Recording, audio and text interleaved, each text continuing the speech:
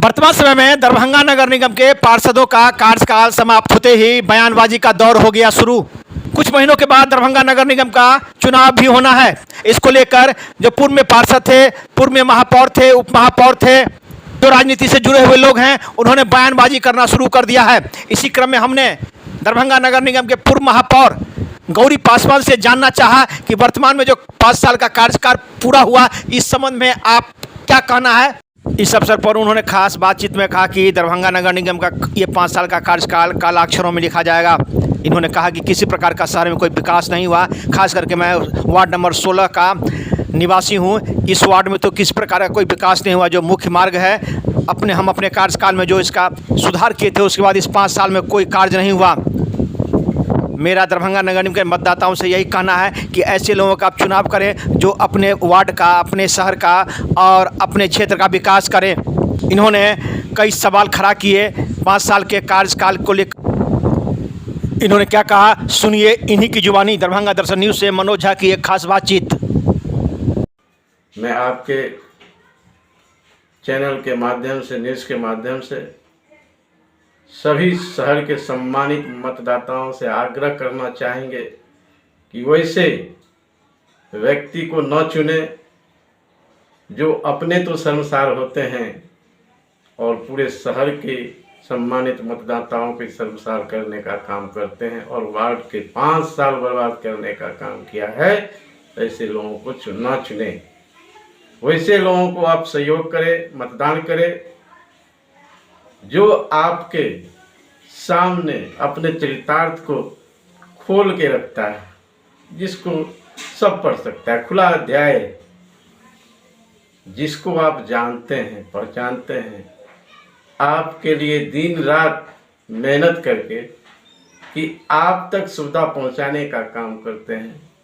वैसे जन विकास, जन भावना रखने वाले लोगों को आप चुनाव करें। बहुत सारे लोग आएंगे। आपने देखा है जो पिछला 5 साल बीता है उसमें किस किस तरह का कुकृत्य हुआ है वार्ड के अंतर्जन में। खास करके हम जिस वार्ड में निवास करते हैं वहाँ के जनप्रतिनिधि को आपने देखा है। सभी लोगों से आग्रह करेंगे वैसे लोगों को ना चुने, ना चुने, ना चुने, इसलिए कि सभी लोग शर्मसार हुए हैं, सभी लोग शर्मसार हो जाते हैं। आप लगातार शर्मसार की बात करते हैं, तो क्या कुछ ऐसा कार्य हुआ है वर्तमान 5 साल में, और अपने वार्ड की भी आपने चर्चा की है, तो क्या कुछ हुआ है जिससे कि यहाँ के मतदाता या जो स्थानीय लोग हैं वो शर्मसार हुए हैं, जैसा आप कह रहे हैं।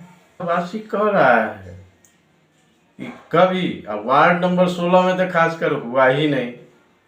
जो भी मेरे द्वारा योजना स्वीकृत किया, जिस पर संपूर्ण व्यवस्थित करके हमने दिया था राशि के साथ, वह काम को कहीं कहीं दिखने को मिला। जैसे जेपी चौक का चौड़ीकरण, सौंदर्यीकरण तो पहले हम कर चुके हैं। चौड़ीकरण का योजना ही पहले ही हम दे चुके हैं।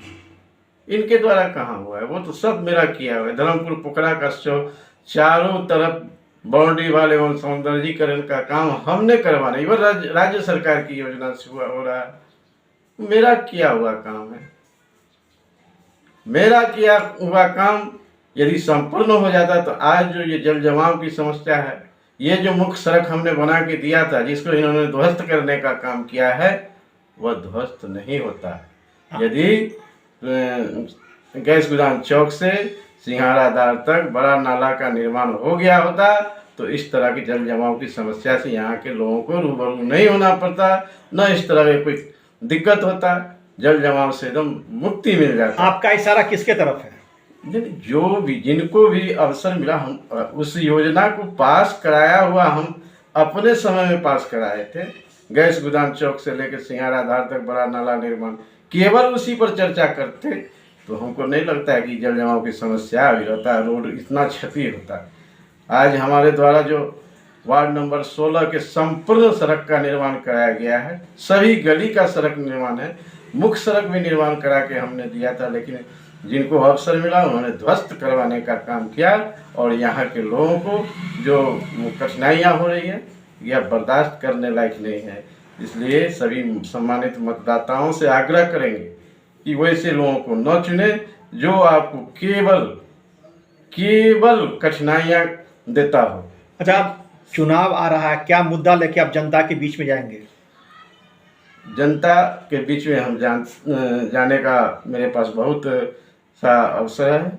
जनता के बीच जाएंगे और सभी लोगों से आग्रह करके निवेदन पूर्वक कहना चाहेंगे कि आप मेरे जैसा सहनशील, विचारवान, आपके सामने हमेशा सहजता पूर्वक खड़ा होके आपके समस्या के सुनना और तुरंत उसका निदान करने का काम करने वाला मैं एक उम्मीदवार हूँ। ये स्थानीय चुनाव है।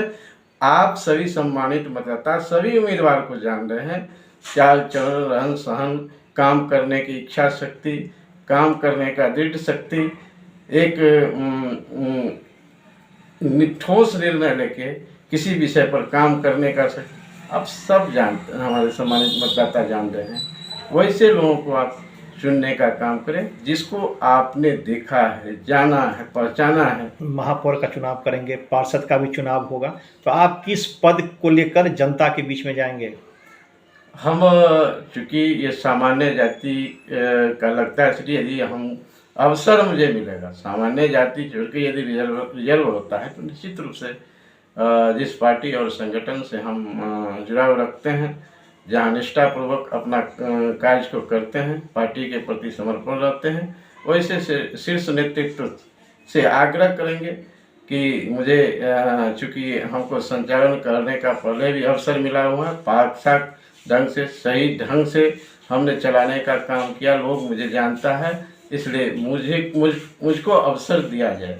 मुझे इस बारे में पूरा जानकारी है, कैसे क्या करना है, आग्रह करेंगे।